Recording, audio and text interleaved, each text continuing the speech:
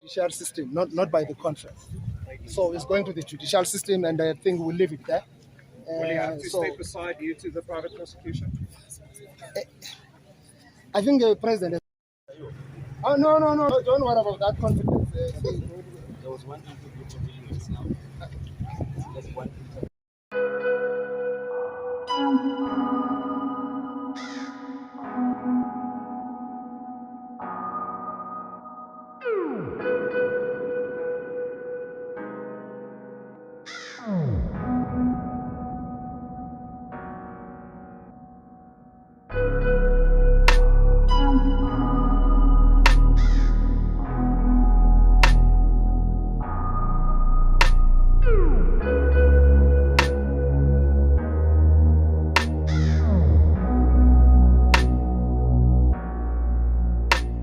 It's a very good morning to you. Welcome to it. This is day 2 of the ANC 55th National Conference that is taking place right here at Nasrec. It's the Free Ride podcast and, of course, broadcasting on a brand new channel called C12 on Starset. So I'm excited to be here today, and I've got a guest. His name is Busiso. How are you doing, my brother? I'm good, thanks, and you? Yeah. Good morning, and thank you very much for having me. Yeah. What a time to be alive. What a time to be alive, in the heart of, the ANC Conference, when there's just so much going on. And I'm really, happy to be a part of it. And with the youth revolution and coffee movement, the young kids also in this space, it's good. Yeah. I thought, because I found your story very compelling, I came to grab some coffee. The next thing I hear the story behind it, that it's not just a cup of coffee, but then what you guys have done and the fact that you're actually taking young people. And we are at the conference that is a historic moment. So I wanted us to have a conversation because I found it so amazing. So tell us about, firstly, who is Busiso and how did you guys come up with this whole coffee revolution? Thanks for that. Busiso is a guy from Soweto in Adidi Extension. Growing up in Soweto, there was a lot of social ills that currently these kids, are going through. Yeah. And it was just more of an exposure issue that we wanted to address. And we decided to use the medium of coffee to address this by empowering the kids with the skill, of being baristas and then teaching them the value chain of e-coffee. So by so doing, we then designed a program for grades 10s, 11s, and 12s, where we would then teach them on the theory of coffee, get them to be baristas, the roasting process of coffee, and then eventually how coffee is being farmed. And what we've then done is that we said that we'll use coffee as the medium to transport them to their different professions that they want to get into. Some have fallen in love with coffee and then have now decided to take the roasting part. Some have actually been afforded the opportunity to meet the president because of the exposure that coffee gives us. Yeah. So that was the whole agenda behind it. It was also a sobriety movement that wanted to tackle the scourge of drug abuse, alcohol that really affects our society. So we then said, no, coffee is the perfect tool to use. Yeah. So yeah, That's so unique, man. People use other things, they run other programs, GBV programs. You guys chose coffee. How did you get into the coffee movement? Like, were you a barista? Like, how did you get into it? So how I got into coffee was actually by accident because this was just pre the COVID pandemic, where I was afforded the opportunity to meet Ukulegan Impala, who is my coffee mentor. And at that meeting, we were just, it was a business meeting and so on and so forth. And I met this coffee entrepreneur and we shared, a moment. And, he just gave me a brief breakdown of what he does. And I said, no, but this is very interesting. I'd like to, partake in the skill. And, he said to me, no, look, I'll train you, and I got behind the bar, and what captured me was the interaction that I would have with, customers, over a bar, and that was the most important thing, where it was like a networking and a connection of different type of people that I would, and I took it on, and I then worked for him, for a bit. We did some road shows, and I was captured by that whole scene. Yeah. And I said, I have to take this ekasi, Yeah. literally, so the kids can actually experience this. Yeah. And that was how I got into coffee. It was actually by default because I was not there for a coffee meeting or anything like Yeah. that. I was just there to discuss other businesses. But I met Ukulekan Impala, and that's where it took off.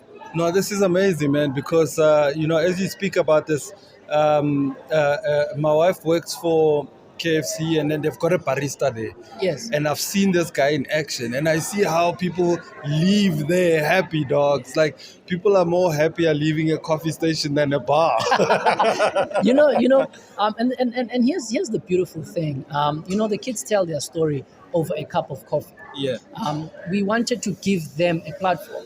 Sometimes being a barista, and you actually making, that cup. Sometimes, a customer asks you, what blend are you using? Is it Arabica or is it Robusta and things like that?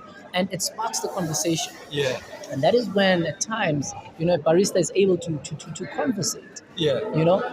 Sometimes, the most important thing is the interaction that is had, over that cup. Yeah. So being a barista for me was something that was inspiring because it then helped me to help the kids kind of feel like, let's get the communication going, guys. Never be afraid to, to challenge, the status quo. And here you are today at the ANC conference, meeting delegates, meeting journalists. It's an opportunity, that you as a barista is being afforded. Yeah, absolutely.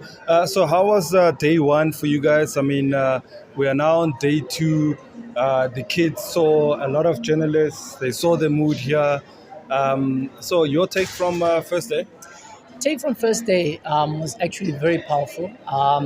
We actually did a call this morning highlighting day one. So we did about, I think it was a 10-minute call, a briefing with the learners and the entire team. And we highlighted, that just being here in this space and interacting has opened, and broadened the horizons for them. So we take a lot from day one in terms of the fact that, the kids met some of the ANC delegates, and they actually interacted with them, and they told their story. They got interviews as well, which was very, very powerful. So day one was a movement on its own. Yeah. So what are you hoping for day two? Without talking politics of what's happening that side, because you're a businessman. Yeah. So more than anything, is exposure. Yeah. We really want to highlight this program to the entire nation, to say that coffee can be used as a tool. It opens up doors for various industries.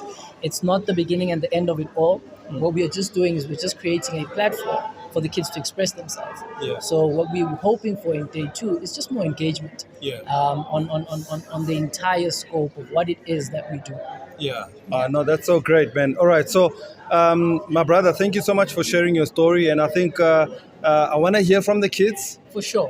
Maybe if you can get me one or two of them, and then they can just line up so that I can hear their side of the story before I get to speak to the politicians. Because, I just thought, let me speak to the people that actually take care of us as the media and just appreciate you guys. Because, I've seen how many journalists were actually drinking coffee and appreciating it. So big ups and thank you very much for what you're doing. And I think just the social impact part of it, what you guys are doing with the young people, I think it's very admirable. So thank you very much for doing that. Thank you. Thank you very much. Really appreciate it. So where can people find you guys? So we are on Instagram at @HazeFunKofifi _coffee, as well as on Facebook as well. Okay. And we just launched the TikTok. The kids love the TikTok movement. Yeah. So we are at @HazeFunKofifi _coffee on TikTok as well. Nice. Yeah. Dope. Thank you very All much. right, man. Really I appreciate it. All right. Thank you. Let's get those young people through, my brother, All right. please, Thanks, man. Boot. All right, cool.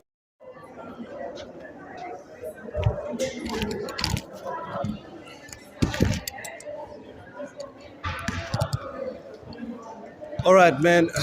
Okay.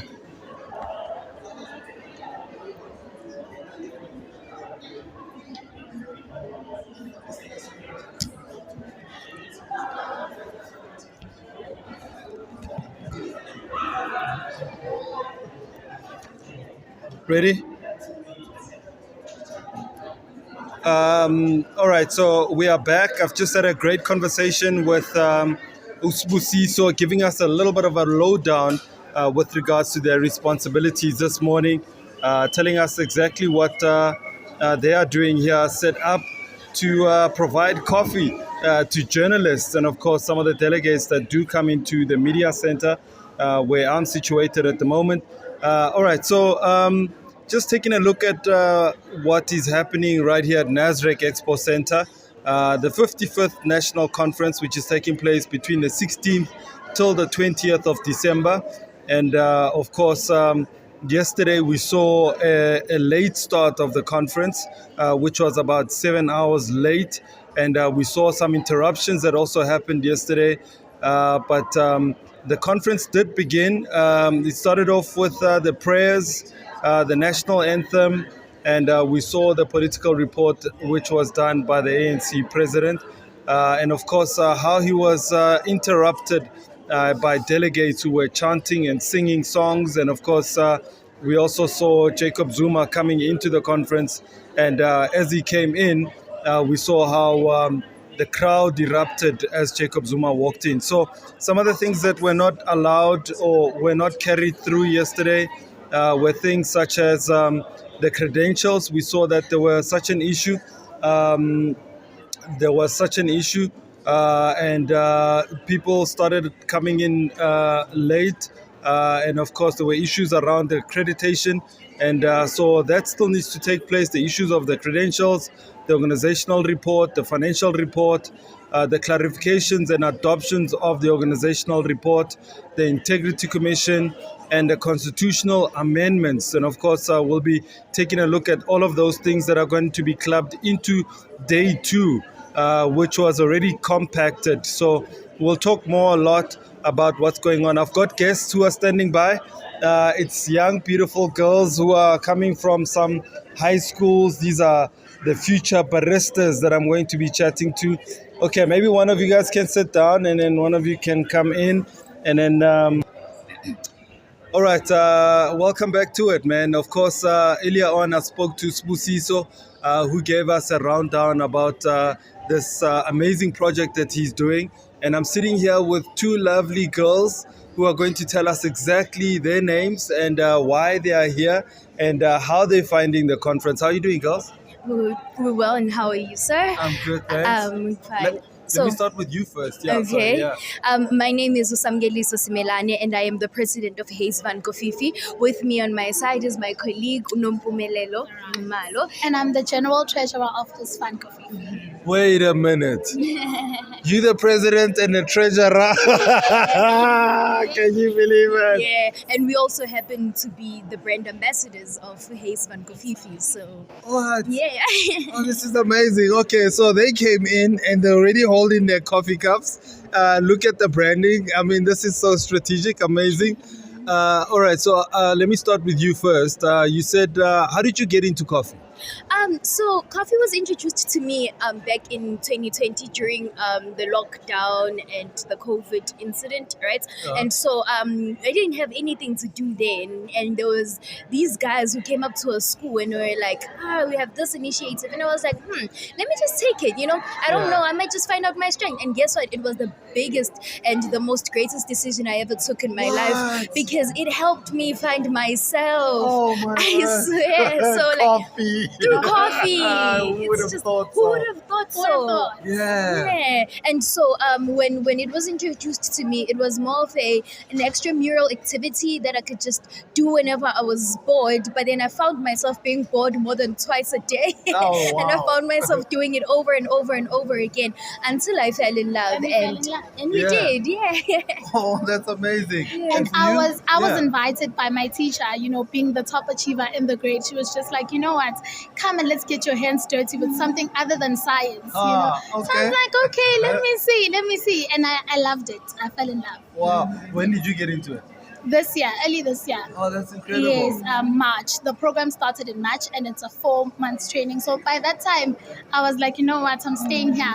And you're already the TG, the treasurer Already general. the treasure, I'm already the TG, This just is like amazing. that. Yes, sir. All right, so you guys have done interviews already. So being here gave you guys a lot of exposure. Yeah. And how has it been for you? I mean, It's been amazing, to be honest with you. It has been such a great conference, and I'm enjoying the second day of it. We've had different interviews with different people, and we actually got to get that exposure, which And we're is so grateful something. Yeah. to fill spaces where there's so much power. Being in this kind of an environment, you would think that a 17-year-old Yeah. and an 18-year-old, what? But it is Yeah. amazing, and we get to interact with different people of high caliber. It's amazing, especially Our coming caliber. from Soweto. Yeah. We don't think we would end up here, but here we are. Yeah. Yeah. All right. So, your message to young people, because obviously, it's the ANC conference. A lot of them, it's December. It was just the 16th. A lot of them were partying. You guys are in school uniform. Yeah, we are in school uniform, and so to answer your question, what I would advise young people out there, especially my peers, is that we don't live in the moment. Is that we tend to live in the moment so much that we forgot there's a tomorrow, and so us being here has showed me that there are much better things that we could be doing than the things that we are doing, and so I think if it is impartial for young people out there to know that there is a future that we need to prepare for, and if they're not conscious and aware of it now, then it's going to affect them in the future and possibly generations to come. And so my advice to them would be, do everything that's going to set your life now, because if you sleep on yourself now, trust me, we're going to sleep on you 30 years from now too. Oh, Yeah. oh, that's amazing, man. That's like a round of applause. man. Yeah. Wow. I would love to say, just invest in yourself. Yeah. Do things that will be beneficial to you now and in the future. Because partying and drinking, that is not beneficial at all, if you ask me. So invest in yourself, upgrade yourself, upgrade your skills, interact with different people. Oh, that's amazing, man. All right, so the coffees, there are different types of coffees. Which ones are your favorite one? Oh, my personal favorite Yeah. is the dirty chai. Oh, I love the dirty okay, chai. I gotta try that one. So in the dirty chai, now this is where we give you the shot of our most famous coffee, and then we give you a blend of our dirty chai, and then we mix it together, and then of course add the milk, right? So the dirty chai, the dirty chai has like a tint of cinnamon. It's personally my favorite because it gives me the energy boost. As you can tell, I'm such an energetic person, so like I love having that energy in me, and so the dirty chai, it reboots me, and I love it so much. I would personally recommend it to everybody out there who wants coffee. I would recommend a cafe mocha. A cafe mocha. It is a blend of chocolate and coffee. It is the best. So we mix an espresso shot and hot chocolate powder. You can already imagine chocolatey coffee. It's amazing. It is amazing. That's my favorite. You guys are the perfect brand ambassadors, because as you talk about it, your faces light up, the smells come out. And I That's hope amazing. people listening are thirsty right now, Yeah. so they can come and visit our coffee shop, and we can make coffee for them. Yeah. Here's one coffee for you. I tried my, so it's the Soweto. The Soweto Kano. Soweto Kano. Yeah. No, it's a Soweto Chino. It's a So Soweto Soweto Chino. Chino. Oh, okay, so you tried Okay. the Soweto Chino. How did you guys come up with the names? So the name Soweto Chino, originates from cappuccino, but we added Soweto Chino because it is a way of us telling a story of origin and where we come from. Because we are from Soweto, and when someone thinks Soweto, they think crime and drug addicts and substance abuse, but we are from Soweto and we're doing something productive. This is from Soweto, from the hands of Sowetan people. Wow, man. That is Man, you the guys are story. amazing. Yeah, That is the story. behind it. Yo. All right, so your message to delegates, and it's the ANC conference. A lot is expected to come out of here. I just want to hear your political views without getting too intense in politics. Yeah. Okay, I will try not to get too deep into politics because it's personally one of the things that I hope to venture to and will be venturing to in the near future. Yeah. But one message that I would give to the delegates is that they should make decisions that are beneficial for the country country. See, we have had to sit here and listen to a lot of our politicians talking about things that they should be doing and things that they are not doing. So I'm thinking, since now we're electing a new candidate for presidency, it becomes more important for us to look at things that haven't been working in our favor all along. And so delegates in the meeting today, I think they should be discussing how they are going to find a better candidate who is going to be beneficial to South Africa and not to the needs that they have, or rather the ones that they wish to fulfill. I think they should think for us, because we are the future, and they should open way for us as the youth. I like the fact that I am here being one of the youngest people in the team right now, and I think even step in. to ever even step in. They were like, hello. And we're just like, let's make way for the youth. Let's make way for the youth. Let us empower the youth, because they don't acknowledge us as the youth, and we are the future.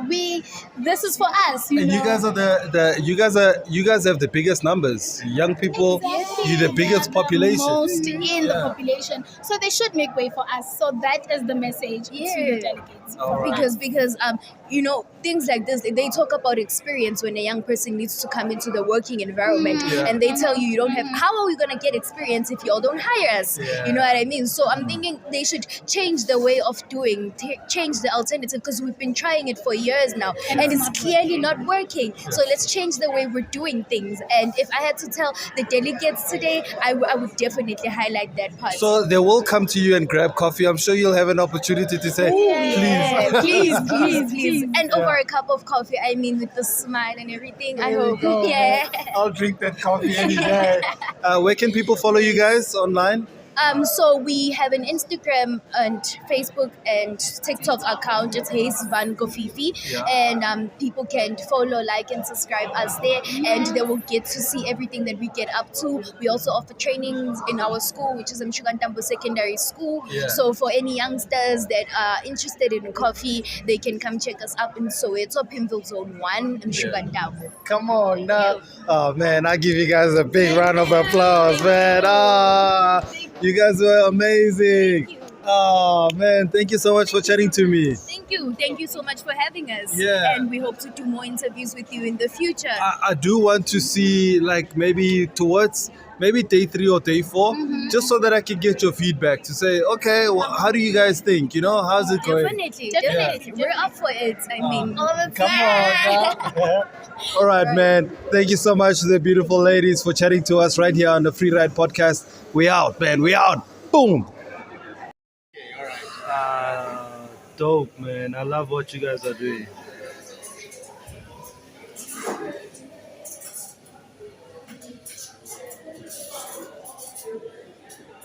Ace van Coffee.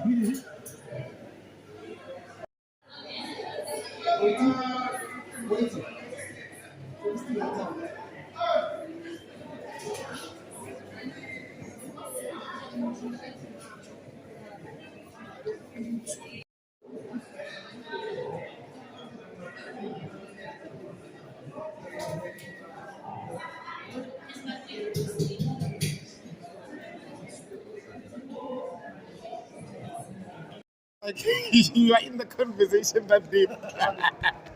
When you like, let's clap hands, I'm like, I'm not going. You hear, man? All right.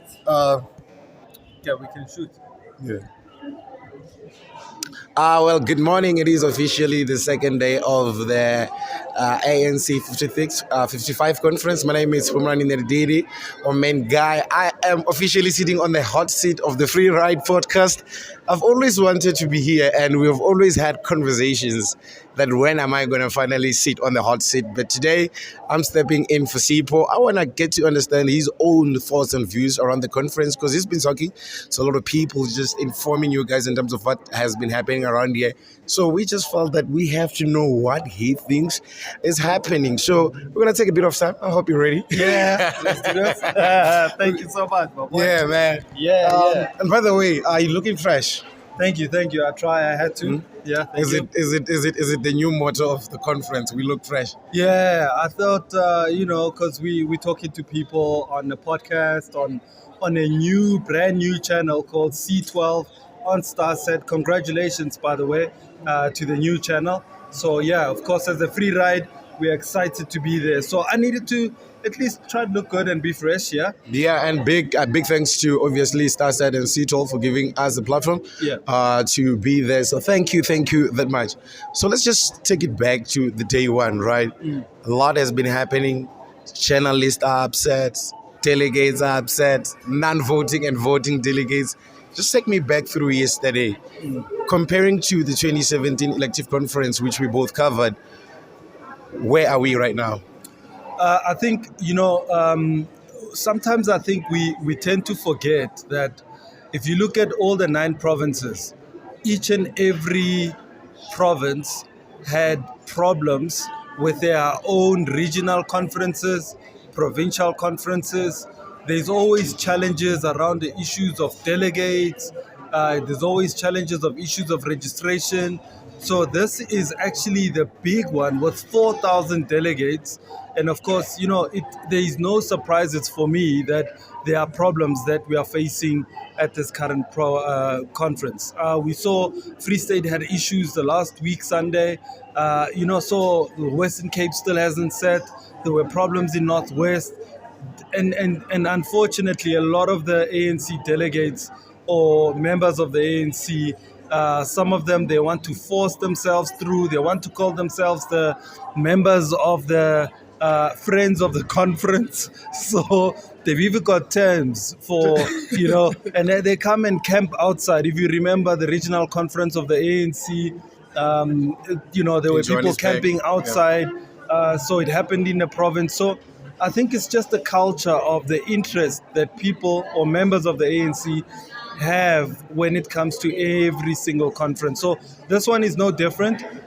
There have been issues, as you say, the issues of registration, and also there are other problems such as the Youth League is not a formal structure. It's got an NTT, so a National Task Team.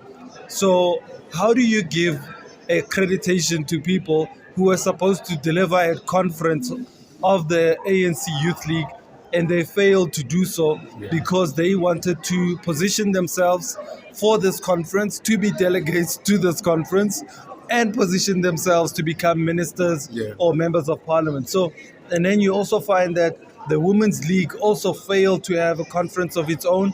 So it's not a legit structure. It's a national task team that is looking after the Women's League. So now members of the Women's League and members of the Youth League, they all say, Bafwet, phela lona le di-task team. Now you must be delegates of conference. Why? How is it so? Yeah. And then also when you are given tasks to say you are now a task team, the members of that structure, they then say you've got 6 months to give us and deliver us a conference. If you have failed to do so, then you want to become a delegate to the national conference. So there are queries around that. So the MKMVA is the same. Like I mentioned, the other 2 structures, the Women's League and the Youth League. Now you've got an ANC Free State delegates who, do you make them voting delegates or do you make them non-voting delegates? And who do you make a delegate over who? Yeah. And I mean, there's a lot, obviously. There's a lot that's happened within the ANC. And I've been saying this because the ANC have been talking about its renewal, right? Yeah. And for the longest of time. And now we find ourselves in position where those messages have been the same.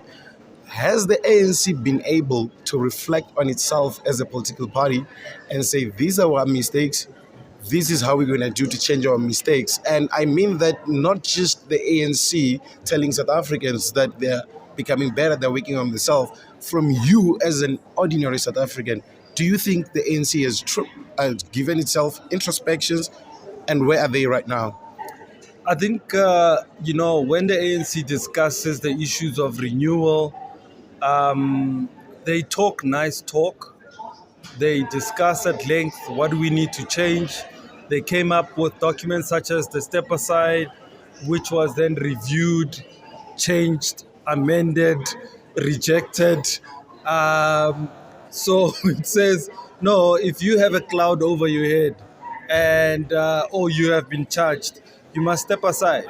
Then it also said, no, look, if there's an issue around your head, such as corruption or whatever, you must use your conscience and step aside. Yeah. So, it's been amended a couple of times. Then they said, no, you must be charged. You mustn't use your conscience. So, Are they even a conscious party? look, I mean, I think, I being somebody who loves the ANC, I love the ANC. The problem is the leadership of the ANC. I don't love the leadership of the ANC. It's people, and people have problems, and people create problems. And you can't blame an ANC because it's just an organization. It's the people that are problematic, and they have created these problems. And then the greed of the people, the selfishness of the people, people wanting to look better than others, make more money than others, get the jobs, get the, and it's selfish behavior of the members of the ANC that has created the problems that the ANC has had. And it's the same with, let's say, I mean, I'm going to say this, but if you say the Catholic Church, right, there's a lot of dark side of the Catholic Church, but you cannot blame the church, you blame the people in the church. You cannot be upset with God because of what the people do, you know? So, and I think the same for me is that I love the ANC for what it was created for and for what it stands for in terms of their policies, their vision, and what they wanted to do. The problem is the current leadership and their greed and their selfish behavior. Yeah, and also just not forgetting women, because you earlier on you did mention that if you look at the Women's League as a structure, there's a task team that is running them. And if you look at the former top six, you only had May her soul rest in peace, J.C. Duarte, who was the deputy at that point. There was issues around not having enough women representatives. Are we going to see a bit of change? Is the change also coming to the top six? Are we going to see more women, or is it going to be balanced? You know what? The women are the biggest problem of women. Okay. The women are the biggest problem because the membership of the ANC, more than 65% of the members of the ANC are women. Why they don't vote for each other? God only knows. But we know problems. I'm surrounded by women. I've got 4 women in my house. Yes. Every morning is a struggle with all of them. Yeah. There's mood swings all the time. They're not talking to each other. This one said something to somebody they didn't like. They don't talk to each other for 2 months, 3 months. It's the same in the Women's League. It's Yeah. the same with women leadership. That's why you see the Women's League does not have a legit structure. Yeah. Because they cannot seem to come to an agreement with each other. They unfortunately backbite with each other. Although at the same breath, women, there's a saying, Yeah. so the women are the builders of society. Women are the creators of life. However, the politics and the women, I think they do not match up well. They don't bode well together. Women can take care of society. Women can take care of NGOs. Women raise boys. Women raise men. I was raised by a single woman. You were raised by a woman. But politics and women, Yeah. it seems to be a bit of a problem. So I don't foresee women climbing to the top. Women have allowed for men to run them and control them. And of course, also this conference, men have power in terms of power of authority and power in terms of money. And so women are also being divided by the resources men have to use over women. And obviously, he is still the current president of the ANC and the president of the country, Brand Ramaphosa. Yeah. A lot has been happening under his watch. Obviously, we are going to Did you call him Ben Ramaphosa? Brand Ramaphosa. Oh, okay. Brand. No, the brand Ramaphosa. Yeah. Where is Brand Ramaphosa right now? And obviously, minding the fact that the country is coming from COVID, we are going to put that aside. But there are promises that he had made to people, just even naming in Alexander the 1 million houses that he had promised. I don't think he's going to be going in a rally anytime soon. In Alexandra, I don't think that they're going to be happy. But Brand Ramaphosa from Tumamina to where it is right now. Yeah. I think, look, I think the president is conflicted. I think the people around him do not help him because you create a brand, and your brand must have value, and it must live on its value and principles, and you must deliver on what you are saying. Because he came in a ticket, Yaure, Tumamina, send me, I'm your guy, I'm going to be the guy who does the work, dirty work. And also, I think the challenge was that he was also met with a lot of problems, internal ANC problems, internal ANC factional battles, and world problems. COVID came, created a mess. The war in Ukraine came, the floods came. So in that 5 years, he was met with a lot of challenges. I always use this example and say, if if me and my wife are fighting, my kids will not have respect for me as a father, and they will not have respect for my wife. And if I have a disagreement with my wife, I cannot fight with her in public in front of my kids. They cannot see that mom and dad are fighting. The problem with the ANC, they are fighting publicly, they are fighting for everybody to see. They hang their issues in front of everybody, and people are losing respect for brand Ramaphosa and brand ANC.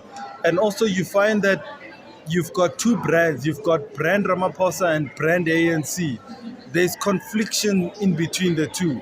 And inside the brand ANC, there are other brands that are competing with brand Ramaphosa. The RET force. The RET force, the Jacob Zuma force, the NDZ force. Yeah. Now the Zwelim Kiza force. So you've got almost four brands that are almost competing with brand Ramaphosa and brand ANC. So I think when it comes to brands and branding, the ANC needed to really have a good reflection to say, wait a minute, there are so many brands. There should be brand ANC. Everybody should fall under the one ambit of the ANC. It's the oldest brand. It's 111 years old next year.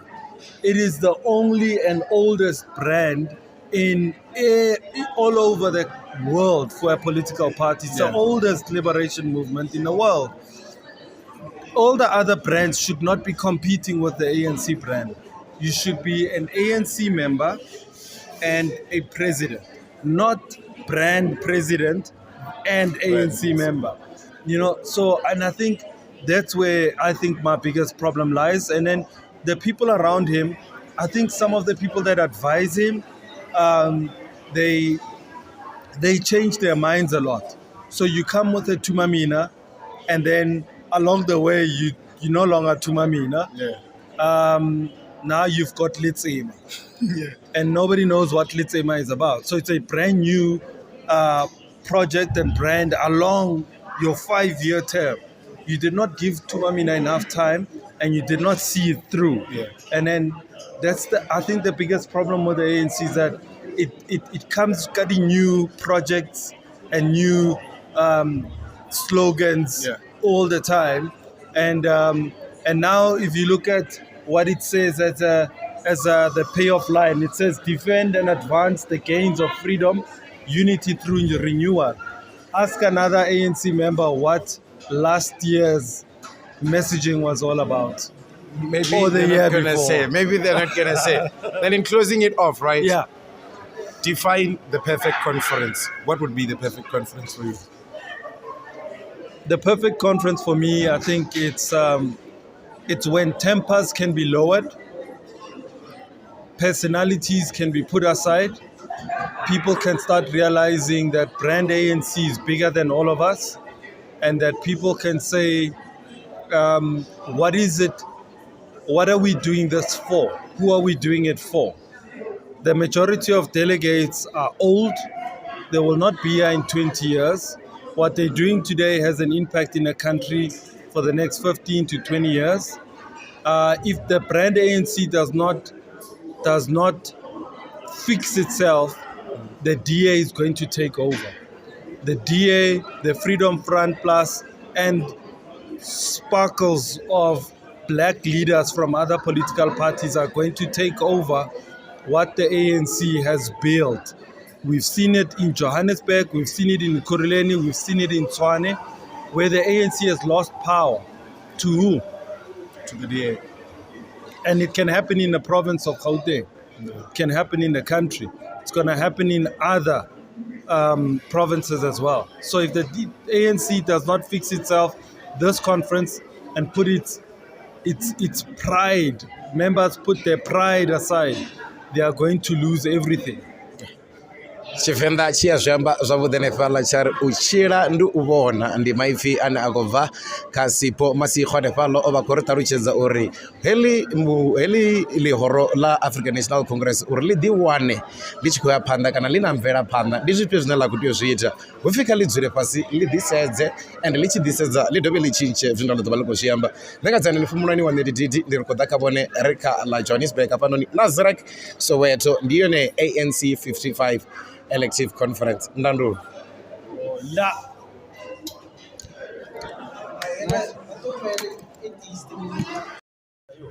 Oh, no. Don't worry about that confidence. There was one interview for millions now. There's one interview. Anarch or no anarch, is going to be elected as the president of the ANC. We're working hard to make sure that he gets elected with a collective that is going to support his presidency. He had a bit of challenges, teething problems in the outgoing for a number of reasons, but in the overall, the NEC has been good, has really been. But you need critical officers to make sure that other things are done with speed. So I don't think it's a problem. We've done our work in terms of lobbying. So we're still trying to find each other on the other positions. But we have said, let's treat this within flexible bands so that we know it's not about us. We don't want to come and really encourage the rapacious behavior. The people who feel like they must be elected at all costs. As I've said, I've never dreamt about this. I'm not ambitious. If I'm elected, I'm elected. I will come and throw my brain, my energy, everything to help ANC move forward. If I'm not, Eastern Cape people are really waiting for me. They will embrace me. I'll continue. Outside of slates and the leadership congress, I wanted to ask you, there has been discussion about the reconfiguring of the powers of the Integrity Commission. And you would have, what is your position in terms of ensuring that? ANC must be renewed. That mechanism of step aside is going to be strengthened. Specifically, do you think the Integrity Commission's decision should be subjected to the NEC's final decision, or it should have ultimate powers in terms of ensuring that those who are found wanting, actually there's action taken against them? ANC doesn't really encourage this because ANC is not a unitary organization. It's not a federal. It's a unitary organization. All structures of the ANC have got relative powers. So there's no issue of absolute powers. The confusion here only happens when you don't have a cohesive leadership. In the Eastern Cape, where I'm coming from, all decisions and recommendations of integrity commissions are not even argued, are not even questioned in the PECs. They are implemented. So they get argued, they get subjected to all this when you don't have a one mind, an aligned collective that will always see things, create ghosts where there are no ghosts, create a narrative of inconsistency where there is no inconsistency. So the issue is that you must have one leadership. When you have got that solid, cohesive leadership, you can't continue experiencing problems like we have. So Integrity Commission is doing its work. When it is done, it gives it. NEC must implement. Simple. Mr. Babu, Judicial system, not by the conference. So it's going to the judicial system, and I think we'll leave it there. will you have to step aside due to the private prosecution? I think the president has responded to that. I think let's take that one and accept it. So this is the dramatic escapade, last-minute escapade. They're not going to be helpful in the situation we're in. Okay, thanks for making time to speak to us. How do you feel? I mean, we see a number of delays as KwaZulu-Natal. How are you guys feeling as you go into conference? I think conference have some issues of treating any conference naturally because I think this is a very big conference. 4,000 delegates is not just an easy matter. I think the conference, the registration process will finish. We are going to start around 2 o'clock. KwaZulu-Natal, the last time we checked, we only have 32 outstanding delegates. So we will register. I think we'll be caged. I've already highlighted that our position as is now, we want to make sure that what we attain in 94 political power, we must transition towards economic power. I think that's our fixation as the province of KwaZulu-Natal. I think a lot of things are still have to be achieved at the level of energy in particular. Our people are more worried about the state of ESCOM. Our people are more worried about the economic outlook. That does not change and touch their lives. So we are there as the province. And as a province, how are you going into conference in terms of candidates? Are you divided or you go as a unified force?